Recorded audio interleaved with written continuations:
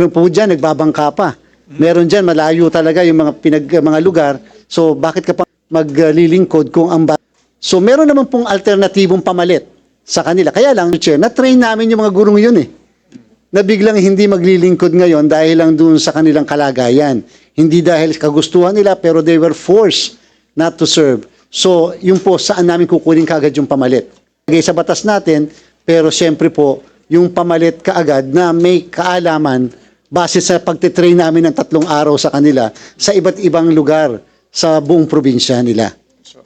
I see po, Mr. Chair. So, kung hindi po mabigay yung pondo na yon, most probably, yung mga train po natin na mga teachers, hindi po sila makaka-serve. Kung meron mang makaka-serve training, no? And if ganun po yung situation, Mr. Chair, tama po ba yung it would affect the orderliness of the election po ba? Kapag po kasi hindi guro, Mr. Chair, questionin po yon ng mga partido, lalo po na election natin. Kasi ang barangay po highly charged. Kasi magkakapit-bahay, magkakamag-anak, magkaka-classmate, magkakaibigan ang naglalaban-laban. Yun lang pong kamag-anak ito ng yung teacher na to, kamag-anak to eh. O kaya medyo ka-classmate to, kaya questionin po doon pa lang. So yan po, lalo na po kung ibang ilalagay namin, hindi yung mismong guro na na-train o yung guro na kakilala nila na manggagaling sa ibang lugar. So yan po, pinagsisimula ng gulo. Lalo na sa isang barangay and SK elections. Kung napapansin niyo po at na-observe nyo sa pagkukondak natin ng halalan. That's all from me po, Mr. Chair. Thank you very much, Chairperson Garcia. Thank you very much, Representative Winal. Now we recognize Representative Elmer Catulpos of One Tahanan Party List. Thank you, Chairman Garcia. Kanina nabanggit yung na one of the reasons na pwedeng makapostpone kasi sa version ng House, postponement, hindi siya term fixing. Compelling governmental reason ang isa sa pwede doon. At kanina naitanong na rin ni Representative Hernandez na compelling reason yung economic situation ng ating bansa. At kapag mapupush through yung election by November 2, kanina magkakaproblema talaga yung COMELEC. Now, sa part ba ng House, if we will use that narrative sa definition na yan ay compelling reason, kaya kailangan yung barangay election, hindi term fixing ang gagamitin ng House. Pwede bang, yun yung question ko, pwede bang magamit namin yan sa narrative, sa definition ng compelling reason, yung situation na yan? Maraming salamat po, Mr. Chair. Katulad po na naisagot ko kay Congressman Flores at kay Congressman Rodriguez, hindi po dinefine ng kataas-taasang hukuman sa case na yon kung ano yung compelling reason. So, kung ang ibig sabihin po noon, Mr. Chair, binigay po sa Kongreso ang diskresyon, compelling reason. So, ibig sabihin po, yung kasing binigay na dahilan ng Kongreso dati na reason ay hindi compelling. Reason siya, but not compelling. So, meaning to say, it will now depend sa Congress kung ano ang compelling reason. If crisis is the compelling reason, because it was even declared by the President at meron tayong si crisis, sinuportahan ng Kongreso, indeed may crisis, then that is the determination of compelling reason. Kami po sa COMELEC, we will accept that as a compelling reason because sabi niyo po yun ng Kongreso, wala naman po kaming means to determine what is the compelling reason. Limited lang kami dun sa pagkukonduct ng election, yung kung ano yung reason namin. Pero what is more compelling, which is a larger scale, it will now depend on the definition and discretion of the Honorable Congress of the Philippines. Thank you, Mr. Chair. Pero pwedeng magamit namin yung narrative ninyo kanina. Yes, Mr. Chair. Yes, thank you. Pwede niyo pong magamit That's it. po yung narrative na yun. Mr. Chair, na pwede pa magamit natin. Thank you. Thank you, Mula Mr. siyang Chair. ikot kasi baka Thank you, thank you. Thank you. So now we know Representative Montes. Thank you. Thank you, Mr. Chair. I've been listening intently to the discussion for a while now. Maliwanag naman po sa akin, pero nang problema po talaga ako. Pasensya na po, Chair George. Siguro ganito po, ang quandary ko na lang, of course, it is within the rights, nasa power po ng Congress to approve this bill, whether or not may compelling reason. alam ko din po na pag ito'y na-approve, magko-question ito sa Supreme Court. So in the meantime, halimbawa po, na-approve ng Congress, nasa Supreme Court, naghihintay tayo. Without the ruling of the Supreme Court, the elections must push through. So ang akin na lang po siguro practicality, we will be faced with a scenario considering that it's just 3 months away before the elections. At medyo masakit na rin po, Chair, sa ulo yung mga nagtatanong sa atin kung tuloy ba, alam kung anong ibig sabihin, pero masakit na rin po sa ulo, wala tayong maibigay na concrete answer, no? So in the meantime, naghihintay tayo, hypothetical, na ipasa ng Congress, question sa Supreme Court, naghihintay ng ruling, October na po, syempre tuloy ang eleksyon, tapos last minute, ipopostpone or naging favorable sa Congress yung ruling of the Supreme Court. Sinabi niyo po kanina na yung mga ballots magagamit naman, I understand that, yung oras hindi mapapalitan. Those yung oras that we spent preparing for the elections could have been spent to other services or gawain ng Commission and Elections, no? And while there is uncertainty, ang gusto ko lamang pong malaman siguro sa COMELEC, if ito po ang scenario nangyari, ready pa rin ang COMELEC to push through with the elections kahit nabanggit niyo po kanina na baka magkaroon ng kakulangan sa gastusin. So sa ganun po, we expect na magre-request kayo ng supplemental budget sa Congress po ba? Or compromise the conduct of the election given na sinabi po na ninyo na maaaring magkaroon ng kakulangan sa pondo. Maraming salamat po, Mr. Maraming salamat, Mr. Chair. Kung inyo po mamarapatin, ibigay ko po yung halimbawa ng special election na ginagawa at gagawin namin sa Dasmariñas Cavite ngayong August 29. Kailangan po namin ng 191 million. Wala naman po nakaka-expect na tatanggalin ng Kongreso ang isang miyembro po nito. Nung pong nagkaroon, namatay po ang isang miyembro ng Congress, special election din po, wala naman po nakaka-expect na may mawawalang miyembro ng Kongreso. Ang lagi pong budget namin sa special election, recall, referendum, and such other electoral exercise, 11 million. Consistent po yan sa bawat taon, 11 million. So saan po namin kukuhanin yon? So wala po kaming choice. Mandatory sa part ni COMELEC ang mag-conduct ng special election. Sabi niya ang desisyon ng Supreme Court sa kaso ng Hagedorn versus House of Representatives. So ang problem po namin, kinakailangan, ang savings po kasi marirealize pa at the end of the year. So therefore po, kung ano yung items na meron kami, pagpapaliban muna namin yung paggastos doon o hindi na lang namin itutuloy.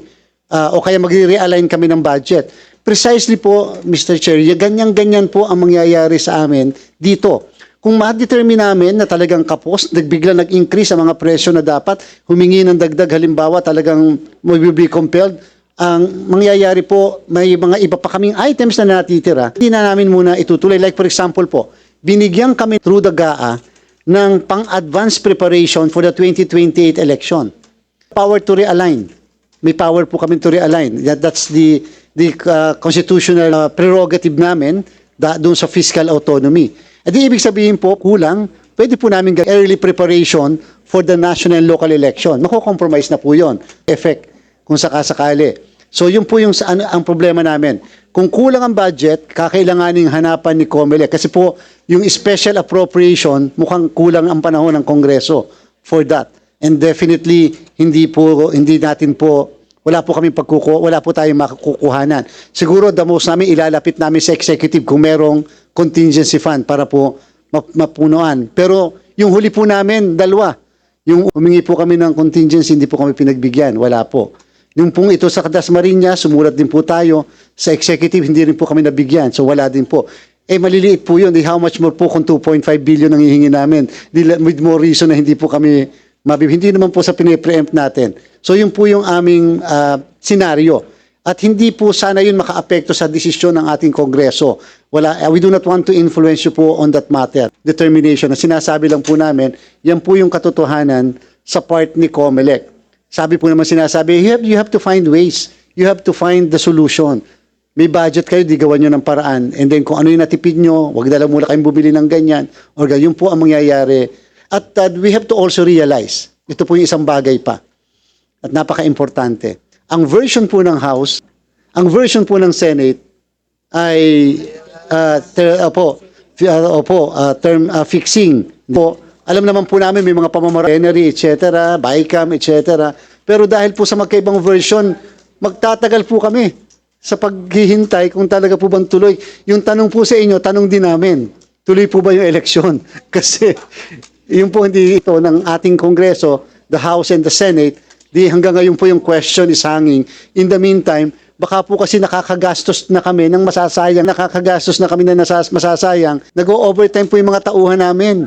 Napakamahal po ng overtime sa bawat 7,000 po ang empleyado ng COMELEC sa buong bansa na mag-o-overtime dahil nga po dito sa barangay. So therefore, pinopondohan na po namin coming from the BSKE budget.